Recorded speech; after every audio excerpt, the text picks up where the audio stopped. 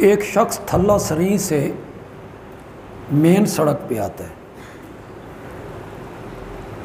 یہ گھر سے نکلا ہے کہ اس نے سفر کرنا ہے, مسافر ہے. 2 بندے نکلے ہیں, 2 بندے. جب وہ سڑک پہ پہنچے ہیں, ان میں سے ایک بندہ کلور کوٹ کی بس پہ بیٹھ گیا اور دوسرا بندہ جو ہے وہ میاں والی ملتان روڈ کی طرف جانے والی بس پہ بیٹھ گئے. ہیں دونوں مسافر, لیکن جب وہ اپنی اپنی منزل کا تعین انہوں نے کر لیا کہ میں نے دریا خان جانا ہے اور میں نے میاں والی ملتان روڈ پہ جانا ہے, تو ان دونوں کی منزل الگ ہو. جتنی جماعتیں مذہبی اور دینی ہمارے ملک میں کام کرتی ہیں, میں ان سب کے لیے دعا گو ہوں اللہ انہیں اپنے اپنے ہدف میں کامیابی عطا کرے. کچھ لوگوں نے اپنی منزل ٹھہرائی عظمت اصحاب رسول کا تحفظ کر. ان کی ساری محنت, جد و جہد, تحریر, تقریر, درس, تدریس, اس میں یہی چیز ہے کہ صحابہ کی عظمت کو بیان کیا جائے اور صحابہ کی عظمت کا تحفظ کیا. کچھ لوگوں نے اپنا ٹارگٹ بنایا ختم نبوت کے تحفظ کو. ان کی ساری تگ و دو اور محنت اسی پہ خرچ ہوتی ہے کہ ختم نبوت کا تحفظ ہونا چاہیے.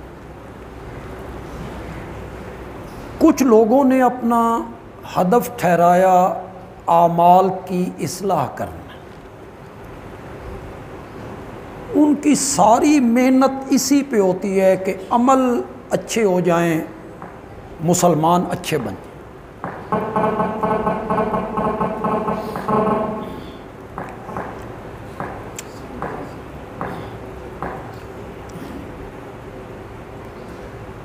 ہر ایک جماعت کا ایک ہدف ہے, اسے آپ نصب العین کہتے ہیں. میری جماعت کا بھی ایک نصب العین جس کے ساتھ آپ کا تعلق ہے, اور وہ نصب العین ہے توحید و سنت کی اشاعت کر, شرک و بدعات کے خلاف عملی جد و جہد کر, تقریر کے ذریعے, درس کے ذریعے, تحریر کے ذریعے اور تصنیف کے ذریعے. یہ ہماری جماعت کا ٹارگٹ ہے اور نصب العین ہے.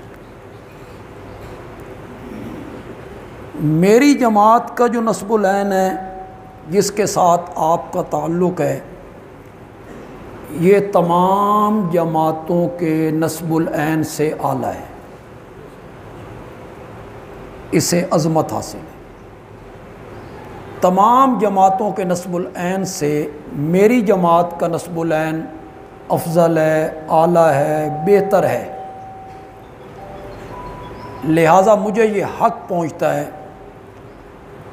کہ میں لوگوں سے یہ اپیل کروں, درخواست کروں کہ آپ ہمارے ساتھ چلیں, ہمارے کاندھے سے کاندھا ملائیں, اس لیے کہ ہمارا ہدف اور ہمارا نصب العین ساری جماعتوں کے نصب العین سے کیا ہے؟ اعلیٰ ہے.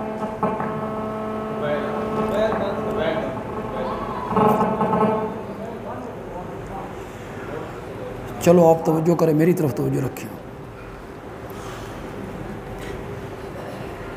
لیکن یہ بات جو میں آپ سے کہہ رہا ہوں, یہ میں بغیر دلیل کے نہیں کہہ رہا,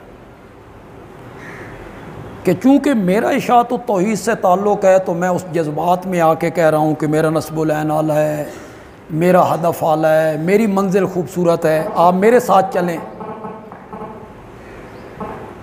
جذبات سے نہیں کہہ رہا, میرے پاس اس کے دلائل موجود, اور بڑے وزنی دلائل موجود۔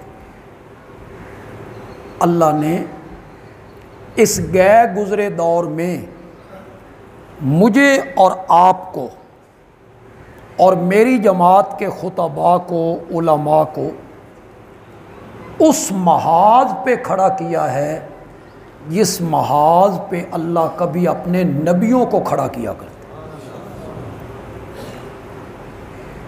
میرا نسب العین اس لیے سب سے اعلیٰ ہے۔ سورۃ الانبیاء کی آیت نمبر 25 ہے، ارشاد ہوا وَمَا أَرْسَلْنَا مِن قَبْلِكَ مِن رَّسُولٍ إِلَّا نُوحِي إِلَيْهِ أَنَّهُ لَا إِلَٰهَ إِلَّا أَنَا فَاعْبُدُونِ۔ ہم نے آپ سے پہلے جتنے رسول بھیجے ان کی طرف ایک ہی وحی کرتے رہے کہ اس کائنات میں میرے سوا الہ کوئی نہیں، میرے سوا معبود ہو کوئی نہیں، میرے سوا عبادت کے لائق ہو کوئی نہیں۔ اس سورت کا نام ہے سورت انبیاء۔ علماء بیٹھے یہ تو جانتے ہیں، ہماری جماعت کے جو اراکین ہیں، بزرگ ہیں، وہ ذرا لطف لیں۔ یہ جو سورتوں کے نام ہیں قرآن پاک میں رکھے گئے ہیں، آپ کا کیا خیال ہے یہ صحابہ نے رکھے؟ نہ، یہ خود نبی پاک نے رکھے۔ کس کا حکم پاک ہے؟ اس کا نام فاتحہ رکھیں، اس کا بقرہ رکھیں، اس کا آل عمران رکھیں، اس کا نساء رکھیں، اس کا مائدہ رکھیں، اس کا انعام رکھیں، آراف رکھیں، انفال رکھیں، توبہ رکھیں۔ آپ کا کیا خیال ہے؟ ان نام رکھنے کی کوئی وجہ نہیں، یوں ہی رکھ دیے گئے۔ جس میں گائے کا واقعہ بیان ہوا اس کا سورۃ البقرہ رکھا گیا، جس میں آل عمران کا تذکرہ ہوا اس کا نام آل عمران رکھا گیا، جس میں عورتوں کے مسائل کا تذکرہ ہوا نساء رکھا گیا، جس میں دسترخوان کے اترنے کا ذکر ہوا مائدہ رکھا گیا، جس میں چوپایوں، ڈنگروں، حیوانوں کا ذکر ہوا کہ یہ اللہ کے نام پر ذبح ہونے چاہیے، اس کا نام سورۃ الانعام رکھا گیا۔ آراف کا ذکر ہوا تو اس کا نام آراف رکھا گیا۔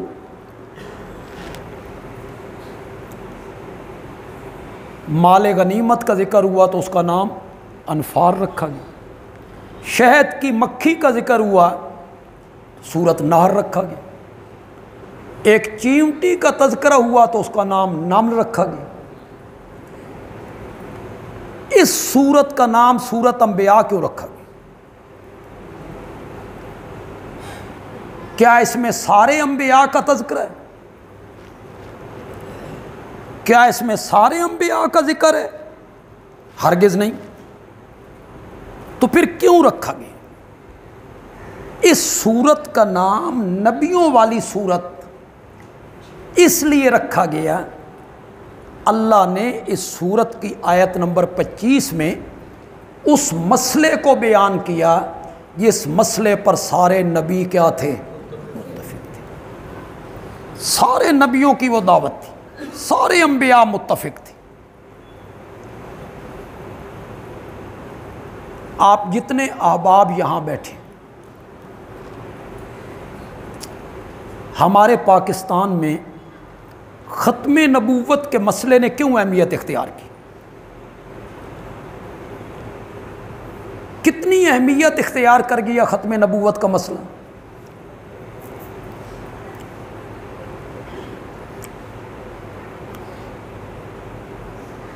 جب ملک میں ختم نبوت کا مسئلہ پیدا ہوا، جب بھی پیدا ہوا، کال دی گئی احتجاج کی، سارے علماء ایک سٹیج پہ اکٹھے ہو گئے، دیوبندی بھی، بریلوی بھی، اہل حدیث بھی، حیاتی بھی تھے، مماتی بھی، سب اکٹھے ہو، ہاتھوں میں ہاتھ ڈال لیں، دریا خان کے چوک میں اکٹھے کھڑے۔ وکیلوں نے دیکھا، تاجروں نے دیکھا، نوجوانوں نے دیکھا، کل تک تو یہ مولوی لڑتے تھے، ایک دوسروں کو مناظرے کے چیلنج کرتے تھے، اتنے بڑے بڑے اشتہار چھاپتے تھے ایک دوسرے کے خلاف، فتوے بھی لگاتے تھے، آج یہ سارے ایک سٹیج پہ اکٹھے ہو گئے۔ کیوں؟ ختم نبوت کے مسئلے نے ان سب کو اکٹھا کر دیا۔ تو پھر لوگوں کی نگاہوں میں ختم نبوت کے مسئلے کی اہمیت آ گئی، یہ بڑا اہم مسئلہ ہے، بریلوی، دیوبندی، اہل حدیث سارے اختلاف چھوڑ کے ایک سٹیج پہ اکٹھے ہو گئے ہیں۔ میں کہتا ہوں جس مسئلے پر علماء اکٹھے ہو جائیں وہ اہمیت والا بن جاتا ہے، اور جس مسئلے پر سارے انبیاء اکٹھے ہو جائیں وہ کتنی اہمیت والا ہو۔ تو مجھے یہ حق پہنچتا ہے کہ میں لوگوں کو یہ دعوت دوں کہ آپ ہمارے ساتھ چلیں، آپ ہماری جماعت میں آئیں، اس لیے کہ ہمارا نسب العین ساری جماعتوں کے نسب العین سے کیا ہے؟ اعلیٰ ہے۔ ہماری منزل تمام جماعتوں کی منزل سے خوبصورت ہے، بہتر ہے۔ دیکھیں، میں اگر یہ دعویٰ کروں تو میں اس دعویٰ کرنے میں حق بجانب ہوں کہ پورے دین کی جو محنت ہے وہ اس وقت اشاعت التوحید و سنہ کے لوگ کر رہے ہیں۔ آپ کہیں گے اس کی دلیل؟ اس کی دلیل میں قرآن سے ایک سے زائد جگہ ثابت کر سکتا ہوں۔ سورۃ یونس کا آخری رکوع ہے، میرے آقا کی زبان مقدس سے اعلان کروایا جا رہا ہے، قُلْ إِن كُنتُمْ فِي شَكٍّ مِّن دِینِی۔ یہ من دینی کے لفظ پہ تھوڑا سا غور کریں جی۔ اگر تمہیں مجھ محمد کے دین میں شک ہو گیا ہے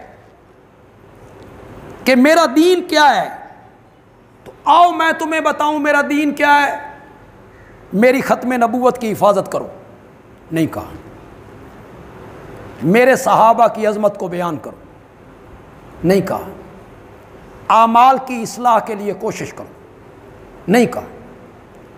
اپنا دین میرے نبی نے جب بیان کیا، اللہ نے بیان کروایا سورۃ یونس کے آخری رکوع میں، تو فرمایا اگر تمہیں میرے دین میں شک ہو گیا ہے تو سنو میرا دین، فلا اعبد الذین تعبدون من دون اللہ، اللہ کے سوا جن کی تم پوجا پاٹ کرتے ہو میں ان کی پوجا پاٹ نہیں کرتا۔ اس کو نبی پاک کا دین قرار دیا۔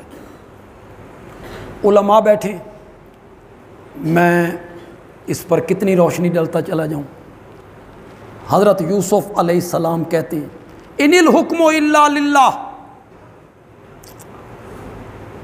حکم اور فرمان اس دھرتی پر اللہ کا چلے گا۔ ان الحکم الا للہ، یہ جو ہے نا ان الحکم الا للہ، اس کے بیج بنا کے نا یہاں لکھوا کے لٹکانے بڑے آسان ہیں۔ ان الحکم الا للہ، للہ الامر، آگے اللہ نے وہ حکم بیان نہیں کیا، وہ بھی تو کبھی لوگوں کو سناؤ نا۔ وہ جو حکم آگے اللہ نے اسی آیت میں بیان کیا حضرت یوسف کی زبان سے، وہ سنائیے نا لوگوں کو۔ میں سنا دیتا ہوں، ان الحکم الا للہ، حکم اور فرمان صرف اللہ کا چلے گا۔ آمارا، اس نے حکم دیا ہے اللہ تعبدوا الا ایاہ، اس دھرتی پر میرے سوا کسی کی پوجا پاٹ نہ کرو، شرک نہیں کرنا، میرے سوا کسی کا سجدہ نہیں کرنا، میرے سوا کسی کے نام کی نظر و نیاز نہیں دینی، میرے سوا کسی کی غائبانہ پکار نہیں کر. یہ میں نے عبادت کی 3 قسموں کو بیان کی. عبادت اسی کا نام. میرے سوا کسی کی عبادت نہ کرو، اس نے حکم دیا. اگلا لفظ آپ ذرا غور سے سنیں، اس کا میں ترجمہ نہ بھی کروں تو آپ سمجھ جائیں کہ میں نے یہ سارا واقعہ کیوں بیان کیا. حضرت یوسف کی زبان سے کہلوایا جا رہا ہے ان الحکم الا للہ، حکم اللہ کا چلتا ہے. اس نے حکم دیا ہے اس دھرتی پر میرے سوا کسی کی عبادت نہیں کرنی. ذالک الدین القیم، یہی ہے دین قیم. کس کو دین قیم قرار دیا؟ اللہ تعبدو. میں اس پر کتنے دلائل پیش کرتا چلوں.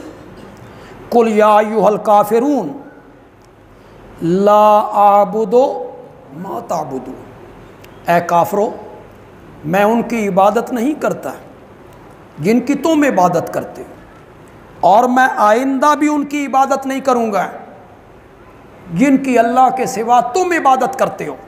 یہ سب کچھ کہنے کے بعد آخری آیت میں آ کے کہا لکم دینکم ولی دین، تمہارے لیے تمہارا دین شرک والا، میرے لیے میرا دین توحید والا. میں نے بڑے مضبوط دلائل سے اپنے نصب العین کی اہمیت کو، اپنے منزل کی خوبصورتی کو بیان کی ہے. پورے دین کی محنت اور اللہ کی توحید کو واضح طور پہ بیان کرنا اور شرک و بدعات کے خلاف عملی جد و جہد کرنا، یہ ہماری جماعت کی منزل ہے. اس لیے مجھے یہ حق پہنچتا ہے کہ میں لوگوں سے اپیل کروں کہ وہ ہمارا ساتھ دیں، ہمارے ساتھ چلیں، اس منزل کی طرف وہ سفر کریں. دوسری چیز جو میں اس سلسلے میں کہنا چاہوں گا وہ ہے جن ہمارے بزرگوں نے اس جماعت کی بنیاد رکھی تھی، وہ کون ہیں؟ پیر طریقت حضرت سید عنایت اللہ شاہ بخاری، شیخ القرآن مولانا غلام اللہ خان، شیخ القرآن مولانا محمد طاہر پنج پیری، شیخ التفسیر مولانا محمد امیر، حضرت قاضی نور محمد، حضرت قاضی شمس الدین، مولانا سجاد بخاری. اللہ ان کی قبروں کو منور فرمائے، اللہ ان پہ رحمتوں کی برکھا برسے. ان ہمارے اکابرین نے اس جماعت کی بنیاد رکھی تھی سن 1957 میں. 1957 کس جگہ؟ راول پنڈی. کس مدرسے میں؟ مولانا غلام اللہ خان رحمۃ اللہ علیہ کے مدرسے دارالعلوم تعلیم القرآن. اس کی بنیاد رکھی گئی. رئیس المفسرین مولانا حسین علی الوانی رحمۃ اللہ علیہ. اصل منبع وہی ہے، چشمہ وہی ہے.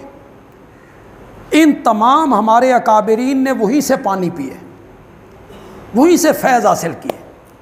لیکن مولانا حسین علی نے جماعت نہیں بنائی. یہ باضابطہ جو جماعت ہوتی ہے، امیر، نائب امیر، ناظم، خازن، یہ جماعت حضرت صاحب نے نہیں بنائی. اس بات میں پتہ نہیں کتنی صداقت ہے، واللہ عالم. سنا یہی ہے کہ ان سے شاگردوں نے کہا تھا کہ آپ ایک جماعت بنائیں، تو حضرت صاحب نے کہا تھا جماعت نو چھوڑو، جتھے جتھے کم کریندے پے ہو کریندے رہو، جماعت بڑے سو تا پھٹ ویسو. یہ مولانا حسین علی نے اس وقت کہا تھا جب ہم پیدا بھی نہیں ہوئے تھے. انہیں کوئی جماعت نہیں بنی، انفرادی طور پہ کام کیا. علماء کرام بیٹھے، اب ہمارے پاس مراکز بھی ہیں، مدرسے بھی ہیں، خطیب بھی ہیں، ورکر بھی ہیں، اراکین بھی ہیں، امراء بھی ہیں، پیسے والے لوگ بھی ہیں، خرچ بھی کرتے ہیں. اب تو پھر موبائل آ گیا، سوشل میڈیا ہے، لاؤڈ سپیکر ہیں. آپ میرے ساتھ اتفاق کریں، ہم سب نے مل کر، اتنے وسائل کے باوجود ہم سب نے مل کر اتنا کام ہم نہیں کر سکے جتنا جنگل میں بیٹھ کے اکیلے حسین علی نے کیا رحمت اللہ علیہ نے. پورے علاقے کو بدل کے رکھ دیا اس بندے. نہ ان کے پاس جلسے ہیں، نہ کانفرنسیں ہیں، نہ تقریریں ہیں، نہ لاؤڈ سپیکر ہے، نہ باضابطہ مدرسہ ہے، کچھ بھی نہیں ہے. جنگل میں ایک بندہ بیٹھا ہے اور اس نے قرآن کا منگر رکھا لوگوں کو قرآن پڑھا رہا ہے. پھر ان کے شاگرد جہاں جہاں پہنچے اس علاقے کو بدل کے رکھ دی. آپ یقین کریں، ہم پورا ملک پھرتے ہیں، جس جس جگہ مولانا حسین علی کے مکتب فکر کا عالم نہیں نہ پہنچا وہاں آج بھی شرک کا زور ہے. خانے وال لے لیں، ملتان لے لیں، سائیوال لے لیں، وہ لاہور ملتان کی پوری پٹی لے لیں، آپ پوری پٹی، وہاں کوئی آدمی نہیں پہنچ سکا. وہاں شرک کا بہت زور ہے. آپ نے کبھی سنا ہے کہ ضلع سائیوال میں ہمارا کبھی جلسہ ہوا ہو؟ اکاڑا میں ہمارا کبھی کوئی جلسہ ہوا ہو؟ میاں چنو میں ہمارا کبھی کوئی جلسہ ہوا ہو؟ اس علاقے میں مولانا حسین علی کا کوئی آدمی شاگرد یا شاگردوں کا شاگرد نہیں پہنچ سکا. میں ویسے سائیوال گیا ہوں، 3-4 مرتبہ گیا، لیکن مجھے اہل حدیثوں نے بلایا. ہماری اپنی جماعت وہاں نہیں ہے، اہل حدیث مکتب فکر نے مجھے بلایا. ان کے سٹیج اب بھی میں نے غالباً 21 تاریخ کو پھر سائیوال اہل حدیثوں ہی کے سٹیج پہ جانے، کیونکہ ہمارا تو وہاں کوئی مسجد کوئی مدرسہ نہیں ہے. لیکن جس جس جگہ مولانا حسین علی کا شاگرد پہنچا ہے نا، خدا دی قسم میں اس رنگ لا کے رکھ دیا، کایا پلٹ کے رکھ دیا اس بندے نے. میں اگرچہ میرے والد صاحب حضرت مفتی کفایت اللہ رحمۃ اللہ علیہ کے شاگرد تھے، حضرت مدنی سے انہوں نے پڑھا تھا، حضرت صاحب سے انہوں نے قرآن کی تفسیر پڑھی، لیکن میں نے کبھی اپنے والد صاحب کا ذکر نہیں کیا. کبھی سنا ہے آپ نے مجھ سے کہ میں نے اپنے والد صاحب کا ذکر بہت کیا کہ مجھے ان کی وجہ سے پہچانو؟ میں نے کبھی ذکر نہیں کیا. آج اس لیے کرنے لگا ہوں کہ وہ سرگودا میں آئے تھے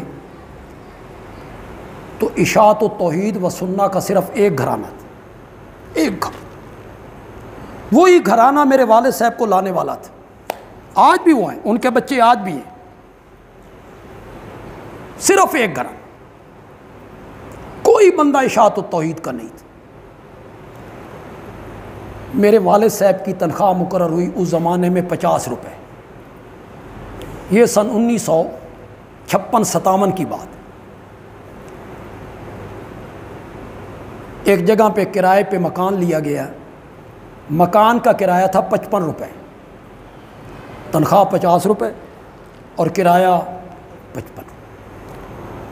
لیکن ان کے دل میں کوئی پیسہ، اس کی کوئی وقت نہیں تھی، اپنی جیب سے خرچ کی. ایک گھر، صرف ایک گھر، کام شروع کی. بریلویت کا زور تھا، دوسرے جو دیوبندی حضرات ہیں ان کا بڑا زور تھا. پورے شہر پہ نا ان کا ایک کنٹرول تھا پورے شہر پہ. جس مسجد میں میرے والد صاحب آئے تھے اس مسجد میں بھی انہی کا عالم خطیب تھا، اسی طبقے کا بندہ خطیب تھا. یہاں کوئی نئے طالب علم ہے یہاں موجود یا نئے خطیب ہیں، وہ میری بات ذرا غور سے سنیں. میرے والد صاحب کہتے ہیں میں نے 6 مہینے عظمت مصطفیٰ بیان کی، سیرت النبی 6 مہینے. لیکن میں ہر تقریر میں یہ کہتا تھا میں نے تمہیں وہ مسئلہ بتانا ہے جس مسئلے کی وجہ سے مصطفیٰ کو عظمتیں ملی. میں ہر جمعے پہ اخیر میں کہہ دیتا، حتیٰ کہ لوگ نکو نک ہو گئے. انہوں نے ایک دن کہا مولانا وہ مسئلہ دسو. پھر میں نے مسئلہ توحید کھولا. اب وہ یہ نہیں کہہ سکتے تھے کہ یہ گستاخ نبی ہے کہ میں نے 6 مہینے عظمت مصطفیٰ بیان کی. وہ نہیں کہہ سکتے تھے کہ یہ نبی کا منکر ہے. نہیں، اس طرح کام ان لوگوں نے کیا. میرے والد صاحب کو صرف 13 سال ملے، صرف 13 سال. 13 سال کے بعد ان کا انتقال ہو. 13 سال کوئی مدت ہوتی؟ کیا مدت ہوتی ہے 13 سال؟ 13 سال انہوں نے درس دیے. مسجد تو ہماری تھی کوئی نہیں 18 بلاک کے علاوہ. لوگوں کے گھروں میں درس دی، محلوں میں، گھروں میں، دکانوں میں، مسجد میں.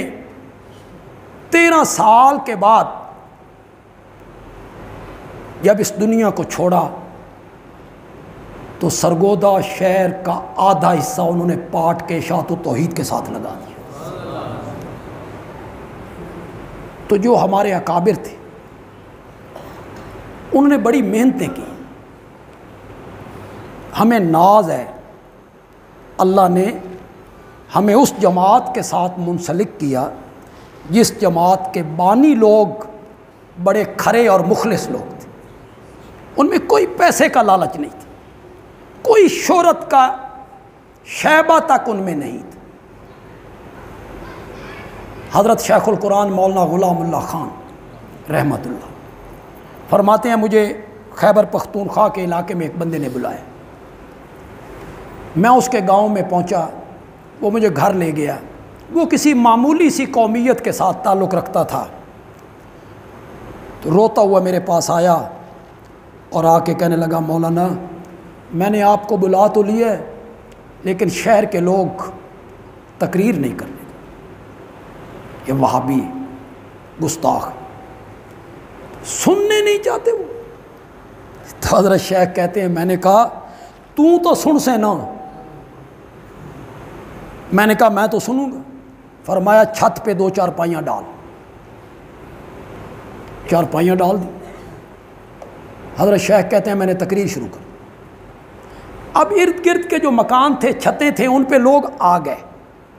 یہ اصول ہے نا، جس چیز سے لوگوں کو منع کیا جائے نا تو وہ لوگ زیادہ 21 بلائیں مولوی کہ لوگ کہتے ہیں اس کو نہیں سننا، تو وہ لوگ ارد گرد کی چھتوں پہ آ گئے.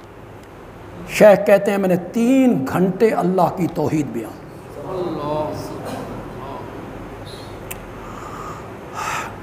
پھر اس بندے پہ آزمائشیں آئیں. اللہ پھر آزمائشیں بھی لیتے. وَلَنَبْلُوَنَّكُمْ بِشَيْءٍ مِّنَ الْخَوْفِ وَالْجُوعِ وَنَقْصٍ مِّنَ الْأَمْوَالِ وَالْأَنفُسِ. اس کی بیوی مر گئی، کندھا دینے والا کوئی نہیں، غسل دینے والا کوئی نہیں، جنازہ پڑھنے والا کوئی نہیں. بائیکاٹ ہو گیا اس بندے کے ساتھ. وہ مضبوط استقامت کے ساتھ جمع رہا اس مسئلے پر. پھر اس علاقے میں قحط پڑ گیا. ان مع العسر یسرا. اللہ کہتے ہیں ہم آزماتے ہیں، بندہ پکا رہتا ہے تو پھر ہم نعمتوں کی بارش کر دیتے. قحط پڑ گئی، بارشیں بند. پھر ایک دن بادل اٹھا، لوگ بڑے خوش ہوئے. بادل آیا اور اس موحد آدمی کی زمین پہ برس کے آگے نکل گیا. تو ہمارے اکابرین نے لاؤڈ سپیکر کاندھے پہ اٹھا کے ایک ایک گاؤں میں جا کے محنت کی، تب یہ گلشن آباد ہوا ہے. ہم تو برباد کرنے میں لگے ہوئے، ہم تو اجاڑنے میں لگے ہوئے. بلند کہاں ہیں اور کندیاں کہاں ہیں؟ کندیاں اور بلند غالباً 35 میل کا سفر ہے۔ شیخ القرآن کندیاں اسٹیشن پہ اتر کے اونٹوں پہ بیٹھ کے بلند آ کے اللہ کی توحید بیان کیا۔ آج ہمارے پاس کاریں ہیں، ہم وقت پہ آتے، تقریر کرنے کے بعد وقت سے نکل جاتے، لاؤڈ سپیکر اپنے کاندھے پہ اٹھائے، استرے اپنے گلے پہ برداشت کی، پتھروں کی بارشیں ہوئیں، راستے روکے گئے، قتل کی تدبیریں ہوئیں، مشورے ہوئے، ہمارے اکابر پہاڑ کی طرح جم کر کھڑے رہے اور انہوں نے آپ کو مسئلہ توحید سنائے۔ میں کوئی ایسی باتیں تو نہیں کرنا چاہتا، بس ایک بات ذہن میں آئی ہے تو کر دیتا ہوں، آپ نے محسوس نہیں کر۔ آپ میں سے جن لوگوں نے حضرت شیخ القرآن حضرت شاہ جی میرے والد صاحب کو سنا ہے وہ ذرا ہاتھ کھڑا کر۔ حضرت شیخ القرآن اور شاہ جی کو جنہوں نے سنا ہے وہ ہاتھ ذرا کھڑا کرے۔ شابو ہو، باقی کسی نے نہیں سنا؟ یہ جنہوں نے سنا ہے یہ مجھے بتائیں، وہ اپنی تقریریں جو کرتے تھے ان میں موضوع کیا ہوتا تھا؟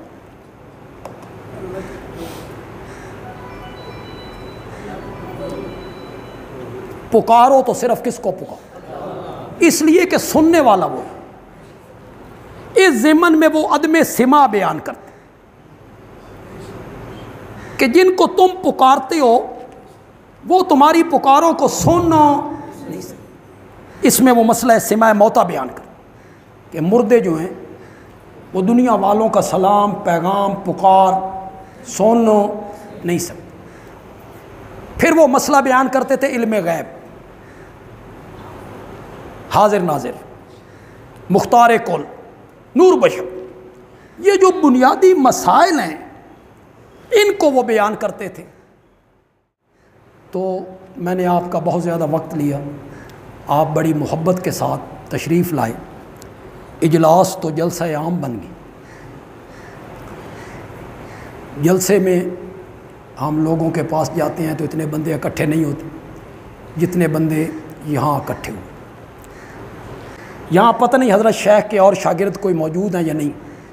شیخ کا گھرانہ ہمارا محسن گھرانہ، کیوں بھائی بھکر کے لوگوں؟ پتہ ہے تمہیں بھکر شہر میں حضرت شیخ القرآن کی پہلی تقریر کیسے ہوئی تھی؟ جانتے ہو تم؟ کس طرح رکاوٹیں ہوتی تھیں، کس طرح پابندیاں لگتی تھیں، کس طرح بندے اکٹھے کیے جاتے تھے، اور یہ جو کہتے تھے ہم غلام اللہ خان کو وہاں داخل نہیں ہونے دیں گے۔ پھر غلام اللہ خان داخل ہو گیا، تقریر ہو گئی، پھر ایک جگہ بن گئی۔ بکھر میں تو آپ کو داخل کو نہیں ہونے دیتا تھا۔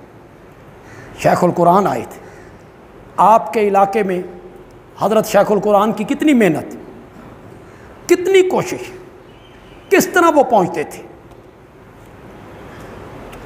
ان کا جو گھرانہ ہے وہ ہمارا محسن گھرانہ ہے، اور تعلیم القرآن جو ہے وہ ہمارا مادر علمی، ہم نے وہاں سے علم حاصل کی۔ اصل جماعت یہی تھی۔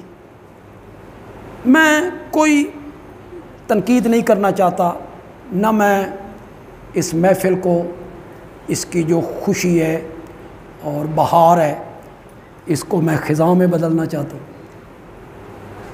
اللہ ہم سب کو سمجھ دے۔ خدا گواہ ہے، میری دلی آرزو ہے، میری دلی تمنا ہے اللہ جماعت کو ایک کر دے، دلی تمنا، جماعت کو اللہ ایک کر دے۔ اور جو لوگ یہ نہیں چاہتے کہ جماعت ایک ہو، اللہ ایسے لوگوں کو ناکام کر دے، ناکام کرے۔ میں کوئی بد دعا تو نہیں کرنا چاہتا ان کے لیے، اللہ انہیں ہدایت دے۔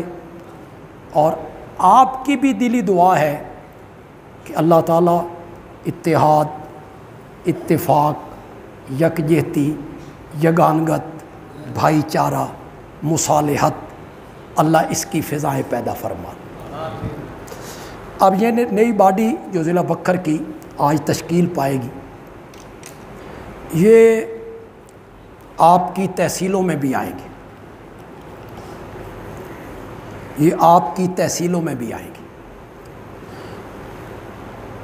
تمام تحصیلوں کے کنوینئر ہم نے مقرر کیے، فی الحال صرف کنوینئر مقرر کیے۔ یہ کنوینئر اپنی تحصیل میں محنت کریں گے اور اجلاس رکھ کے جو باڈی ہے ضلع کی انہیں اطلاع دیں گے۔ ضلع کی جو باڈی ہے اس اجلاس میں جائے گی اور تحصیل کی سطح پر تشکیل پائے گی جماعت۔ تحصیل دریا خان سے جو کنوینئر مقرر ہوئے ہیں وہ مولانا فخر الدین صاحب ہوئے ہیں۔ ذرا تھوڑا سا دیدار کروا دیں مولانا فخر الدین صاحب۔ تحصیل بھکر سے مولانا محمد عمر صاحب جی، مولانا عمر صاحب جی۔ تحصیل منکیرہ سے مولانا محمد عمران ماشاءاللہ کنوینئر مقرر۔ تحصیل کلور کوٹ دو نام ہیں، دونوں حامی بھر لیں تو مہربانی ہے ان کی۔ مولانا قاضی عطاء المحسن، قاضی عطاء المحسن صاحب نہیں آئے، عطاء المحسن آپ مسعود صاحب کے بیٹے ماشاءاللہ۔ اور مولانا قاری احسان اللہ صاحب میبل سے ماشاءاللہ، ٹھیک ہے جی، مضبوط لوگ ہیں جی۔ یہ سارے جو تحصیلوں کے کنوینئر مقرر ہوئے ہیں یہ ذرا محنت کریں۔ ایک بات کنوینئر صاحبان ذہن میں رکھیں، گیدرنگ اکٹھی کریں تو آپ کی محنت ہے، گیدرنگ کی ضرورت نہیں۔ آپ سمجھیں جی 100 بندے ہوں اجلاس میں تو اجلاس کرنا ہے، نو کریں، آئیں تو ٹھیک ہے، کوئی حرج نہیں، لیکن اگر آپ 15-20 بندے بھی اپنی تحصیل سے اہم علماء اور اہم لوگ اکٹھے کر لیتے ہیں تو آپ باڈی تشکیل دیں جی۔ ضلع کی باڈی جو ہے ضلع بھکر، وہ ہم نے بڑی مضبوط باڈی تجویز کی ہے جی، آپ انشاءاللہ اس پہ مطمئن ہوں گے جی انشاءاللہ۔ امیر ضلع بھکر مولانا علم الدین خاکی صاحب جی، ان کو بھی اٹھانے کی ضرورت ہے؟ کوئی نہیں ضرورت۔ نائب امیر مولانا عبداللہ راشد صاحب جی، نائب امیر، ان کے ساتھ کام کریں گے جی۔ ناظم اعلیٰ ہم نے تجویز کی ہے بھکر سے مولانا محمد عمر صاحب جی، ان کے ساتھ نائب ناظم کے طور پر مولانا حاتب سعید صاحب کام کریں گے، نائب ناظم کی حیثیت سے مولانا عمر کے ساتھ۔ خازن ہم نے مقرر کیا ہے مولانا محمد عمر صاحب بڑنگے سے جی،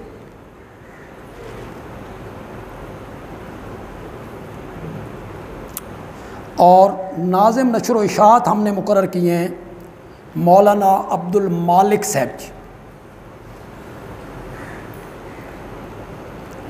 ان کے ساتھ نائب کے طور پہ کام کریں گے مولانا ضیاء الرحمان جوئیہ سے